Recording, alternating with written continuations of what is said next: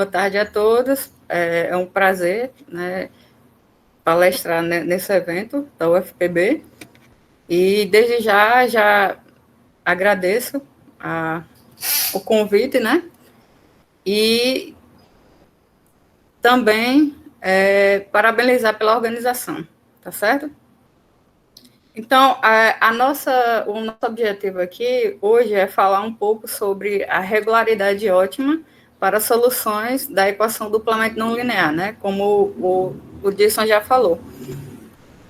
Então, para isso, o que é que a gente vai...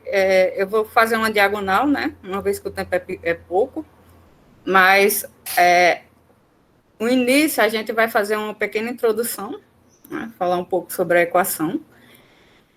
Depois, eu vou falar sobre o resultado principal, tá bom?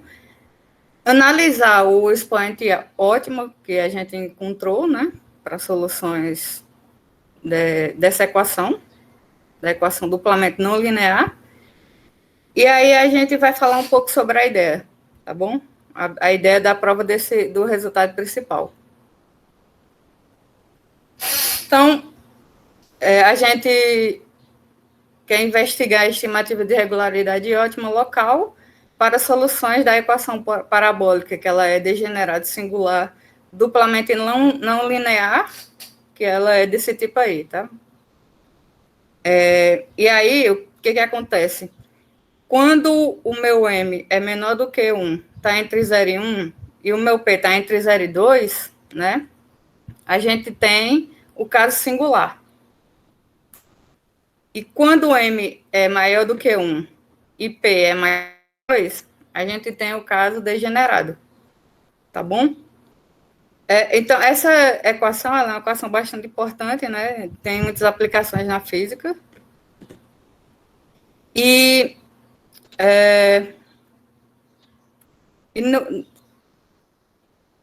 nesse caso, no caso singular, né? Onde a equação, o M está entre 0 e 1 e o P está entre 0 e 2, e aí o caso degenerado, onde o M é maior do que 1 e o P é maior que 2, né? Essa equação, ela é uma equação que ela você tem um pouco de dificuldade para trabalhar com ela, né? Uma vez que nos pontos onde a U é zero e o gradiente é zero, né, consequentemente, essa equação, no primeiro caso, se torna singular, né? E aí, no segundo caso, ela se degenera, tá bom? E aí ela perde as condições estruturais, tipo parabolicidade uniforme, tá certo? Então, a gente vai falar sobre os casos particulares, né? Que quando o meu M é igual a 1 e o meu P é igual a 2, a gente tem o caso da equação do calor, né? E aí, quando a gente vai falar dos casos particulares, eu já vou falando também dos resultados de regularidade que se obtém para soluções desse tipo de equação, né?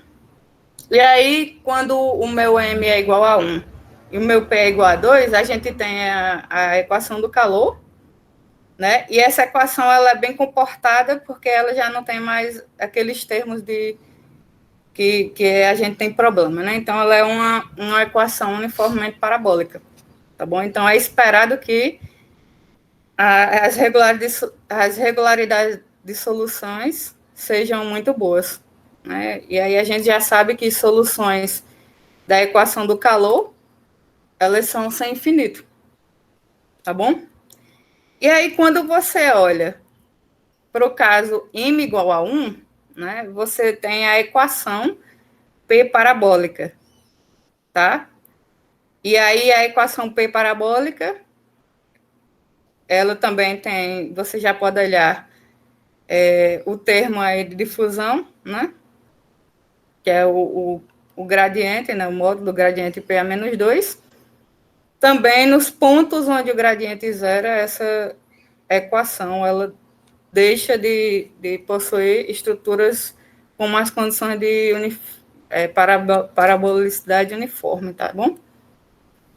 E aí, devido a isso, é esperado que a regularidade dessas soluções caia, né? E aí a gente, de fato, isso acontece, e aí a gente tem que soluções da equação P parabólica são C1 alfa, tá bom? E aí, quando a gente toma o P igual a 2 lá na equação duplamente não linear, a gente tem a equação Porus-Median, né? Que o termo de difusão aí, né? O módulo de U elevado a M-1, tem problemas também quando o meu U é igual a zero, né? A gente perde todo o controle da estrutura da equação. E nesses casos, a regularidade delas ainda são menores, né? Essas soluções dessa equação são C0 alfa, tá bom?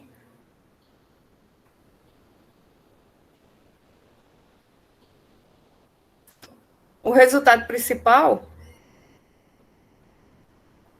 a gente vai falar, antes de falar do resultado principal, vamos dar uma pincelada na equação que a gente está trabalhando, né?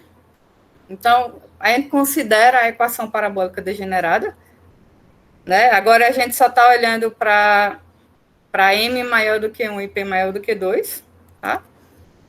Essa F, ela pertence a LQR, de U de T, né? E satisfaz essas duas condições, né? Tá? Essa primeira condição aqui é a garantia para que o expoente ótimo. Essa primeira condição aí é a integrabilidade mínima para a gente garantir existência de soluções, tá certo? Já essa segunda condição aí, ela garante que o nosso expoente ótimo, ele esteja no regime Hilde, tá bom? E a anotação para LQR de U de T, LR de 0T, LQ de U, onde a gente está sempre considerando aqui os cilindros parabólicos. E soluções da minha equação duplamente não linear. Elas são... Qual o tipo de regularidade dela, né? E aí o Pose e o Vespri, em 1993, provaram que soluções fracas limitadas da equação degenerada, né, que é na nossa equação, são localmente de classe C0 alfa, tá bom?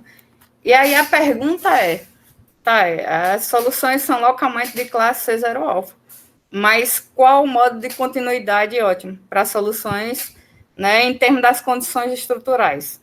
Ou seja, qual o melhor alfa que eu posso obter, né, em função das condições estruturais, ou seja, da dimensão, da condição de integrabilidade RQ, né, no nosso caso, e dos expoentes M e P. Tá? Então, qual é o modo de continuidade que a gente obtém? O ótimo, né? Para esse tipo de solução. E aí, a gente tem o teorema, né? Que soluções fracas limitadas de 5, né? Quando eu falo soluções fracas limitadas da solução duplamente não linear, é com aquelas duas condições, né, de integrabilidade. Elas são localmente C0 beta, tá? No espaço, onde o beta, ela tem essa cara aí, né? Ela é o mínimo entre esses dois caras aí, tá? Onde esse alfa estrela aí, né, quer dizer que ele é o alfa, o expoente alfa ótimo para equações do tipo não homogêneo, desculpa, do tipo homogêneo, tá bom? E aí, essa notação do alfa estrela menos, isso aí é para você, isso aí tá dizendo que você está considerando todos os inteiros abaixo desse alfa estrela, né? Ou seja, você está pegando o alfa estrela como sendo o maior dos expoentes ótimos da equação homogênea, tá bom? E aí ela é localmente C0 beta sobre θ no tempo, tá bom? E esse teorema se encontra no paper, né? Eu até coloquei aqui o paper abaixo.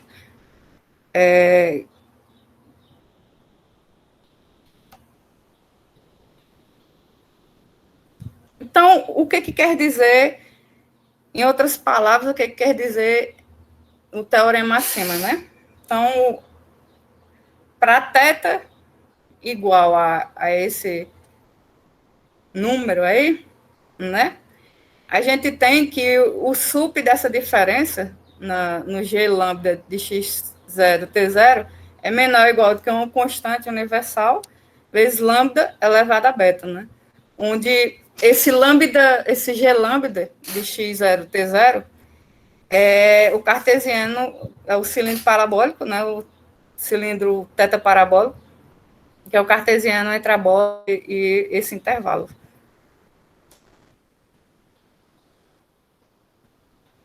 Tá, então é natural que a gente, quando obtém um resultado desse tipo, é natural que a gente se pergunte, mas tá, por exemplo, quando o meu P é igual a 2 e o M é igual a 1, eu tenho uma solução, então a equação do calor, né? Quando o meu P é igual a 2, eu tenho uma equação Porres-Midget. E aí, quando o meu M é igual a 1, eu tenho a P parabólica, né? Então, é natural se perguntar se o expoente obtido para soluções de equações duplamente não linear, quando você restringe, né, a certos expoentes, você obtém os mesmos expoentes ótimos encontrados das devidas soluções das equações, né? E aí o que eu vou fazer nessa questão de notação é fixar os parâmetros R e Q, e aí eu vou denotar o beta lá, o meu expoente, como um beta que depende de P e de M, né? Tá bom? E aí, quando o meu M é igual a 1, a gente tem, pelo teorema, né, que o expoente ela é o mínimo entre o alfa estrela barra e esse outro expoente, né? Tá bom? Mas o que acontece? Nesse caso, quando o m é igual a 1, a gente está com a equação P parabólica, né? E a gente, na equação P parabólica, a gente tem o expoente homogêneo, o ótimo explícito. Né? Na verdade, soluções são Lipschitz, né?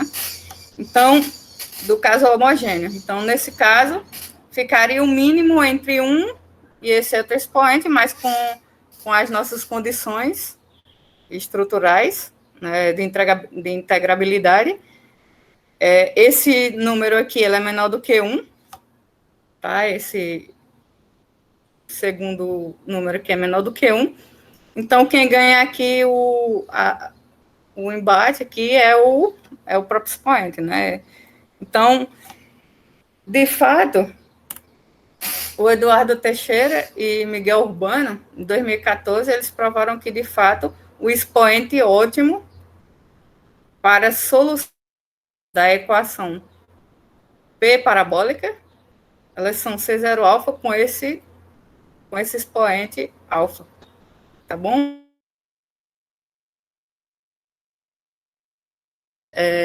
Explicitar. E aí, quando a gente toma o P para C2, e aí a gente, quando o P é 2, a gente cai para a equação Porres-Midget, E aí a gente tem que, nesse caso, o expoente ótimo é dado pelo mínimo entre esses dois números, tá? Só que no caso do Porous Medium, assim como no nosso caso, né, duplamente não linear, o alfa ótimo da equação de soluções, né, da equação homogênea, ele não é dado explicitamente, tá? Então, por isso que a gente pega, por exemplo, o máximo de todos, do expoente ótimo, né? Tá bom? E aí a gente tem essa cara aí, do expoente ótimo, que Damião Araújo, né, Anderson Maia e Miguel Urbano também provaram, né, mostraram que soluções para o problema do Porous Medium, né, da equação da Porous Medium, elas têm essa regularidade aí, né, ótima. O expoente ótimo é dado por isso, tá bom? E aí você também poderia pensar, né, que se você pegar, por exemplo, o P igual a 2 e o M igual a 1, aí você obtém também o expoente ótimo de soluções da equação do calor, tá bom? Por exemplo, no expoente 1 aqui, né, da equação pela P parabólica, basta você tomar o P para C2 aí, no expoente, tá bom? Então, qual é a ideia da prova? Do teorema principal, né? Como é que a gente conseguiu provar o teorema, mostrar que soluções da equação duplamente não linear tem C0 beta com aquele beta explícito, né? E C0 beta sobre θ, né? No tempo. Tá bom? Então, como é que a gente conseguiu provar esse resultado? Então, a ideia, quando você está olhando para esse tipo de problema, é olhar para os métodos de geometria tangencial, né? Aqueles que deram início lá com o Caffarelli em 1989, tá bom? Só que aí, nos métodos de geometria tangencial, o que acontece é que a gente precisa usar scales desse tipo, né? Vx de t como sendo a u de rx, né, r θ t menos c, sobre r beta, tá? Onde esse c é aproximadamente aí a u no 0,0.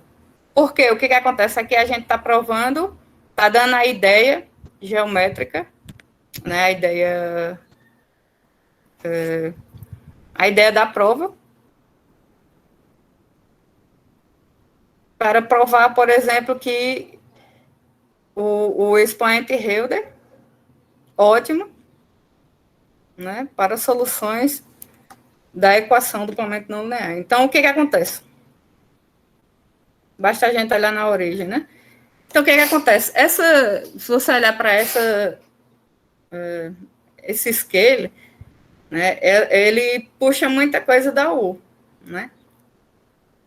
Mas, por exemplo, a U, ela é Hilder contínuo, né? Ela é C0 alfa. Então, a minha V também, ela é C0 alfa, né? Em particular, é contínua. Só que o problema dela, desse meu scale, quando eu estou olhando para a equação duplamente não linear, né? O problema dela é quando eu olho para essa V e me pergunto o que essa V satisfaz essa equação duplamente não linear, né? Porque o que acontece? O gradiente, ele não enxerga constantes, né? Então, esse termo, os dois termos que tem o gradiente na minha equação, não é problema nenhum, mas quando eu olho para V, né, a minha V, ela vai enxergar essa constante, né? Tá bom? O meu termo vai enxergar essa constante. Então, o problema é esse. Eu não sei o que essa equação aí resolve, tá? Para todo m diferente de 1, porque para m igual a 1 a gente tem o caso P parabólico, né? Tá bom? E aí, qual é a ideia? A ideia é a gente se livrar dessa constante, né? Digamos assim. Porque se a gente consegue se livrar dessa constante, a gente consegue, de fato, saber qual é a o que essa equação satisfaz. Tá bom? Então é isso que é feito, que a ideia foi esse, né? Livrar dessa constante. Só que aí a gente paga um preço, né? Por se livrar dessa constante. Porque aí a gente, na verdade, a gente teria que ter um controle dessa constante aí, que seria o no 00, no nosso caso, né? Tá bom? E aí a gente tem que pagar o preço, que é analisar dois casos. Onde o meu C, que é o 00, é menor do que R beta, ou seja, né, o caso onde a minha U é pequena, onde eu tenho um controle, minha U, e o caso onde a U é grande, tá bom? Então, no caso da U pequena, o que a gente fez, né? Aí a gente sim usa o método da geometria tangencial, né? Porque a gente tem um controle da U. E aí a gente tem que o primeiro passo, né, é obter o lema de aproximação, tá? Nessas dadas condições, a gente tem que a minha U, que ela é solução da equação duplamente não linear, ela vai estar próxima de uma solução da equação duplamente não linear, só que do caso homogêneo, tá? E isso é legal porque a gente tem informações, né? A gente pode obter informações da U através da minha FI. Tá bom? E aí, através da iteração geométrica, a gente obtém a seguinte proposição, né? Que é você tem uma solução fraca da equação duplamente não linear. Então, para todo raio que tu pega entre zero e lambda, se a tua U tiver esse controle, né? Se for pequena, você vai ter esse controle, né, na norma da U, na norma L infinito, onde essa constante aí, todas as constantes que a gente está falando aqui, são constantes universais, tá bom? Eu não vou adentrar aqui na prova, né, porque aqui é mais para a gente ter uma ideia do que, mais uma ideia geral do que foi feito, né? E aí, nos dois casos, né, eu vou tomar capo para ser 4 vezes o módulo da U no 00 na origem, né? 1 sobre beta, isso aí é maior ou igual do que zero.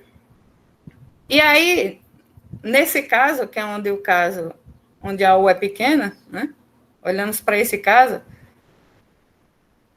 a gente tem pela proposição, na proposição anterior, que o sup dessa diferença no cilindro de raio R é menor ou igual do que. Aí você usa aí a proporção anterior, você tem que ser que é menor ou igual do que C vezes R elevado a beta, né? Mais o módulo da U na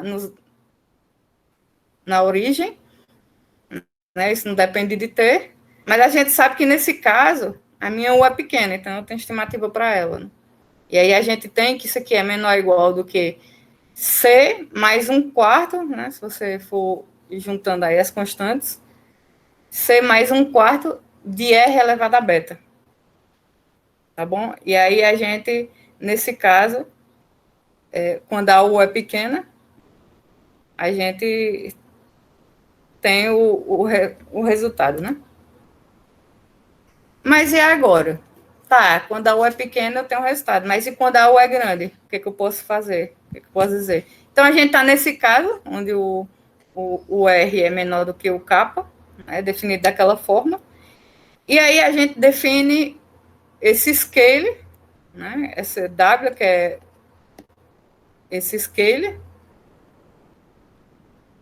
E aí a gente tem que W satisfaz uma equação duplamente não linear, né, com essa F-til. Então, se você for olhar, né, como nesse caso, você pega o modo, você tomou o kappa para ser aquele número, então o módulo de U na origem, na verdade, é 1/4 de kappa elevado a beta, né? Tá bom? E aí você, nesse caso, você pode usar a proposição, né? A proposição anterior. E aí você tem que você consegue controlar o W na norma infinito do G1, né? Ou por uma constante universal. Bom? Por outro lado, você tem que o módulo de W00, na verdade, é 1/4, né? Pela sua estrutura, pela sua característica. Então, como soluções, como a minha U, ela é Hilde contínua, né? Então, minha W também é Hilde contínua, em particular, é que contínua, e aí eu posso, na verdade, eu encontro um raio, que é um Rho estrela, vou chamar Rho estrela, que ele é universal, tá? É um raio universal, onde você tem que o módulo de W em xt é maior ou igual do que 1/8 para todo xt nesse cilindro de raio Rho estrela. Tá bom?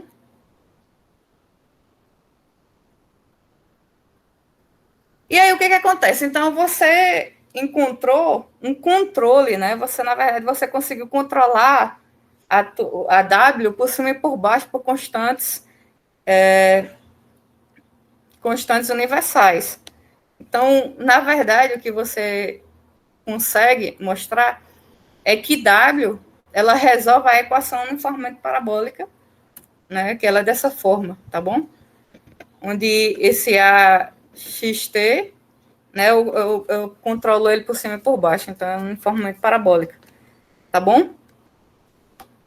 E aí, nesses casos, a gente já tem condição, por exemplo, de usar resultados de regularidade ótimos para soluções, né? E aí a gente tem que, novamente, Eduardo Teixeira, pelo teorema feito pelo Eduardo Teixeira e o Miguel Urbana, em 2014, temos que soluções são C0 gama nesse cilindro, tá?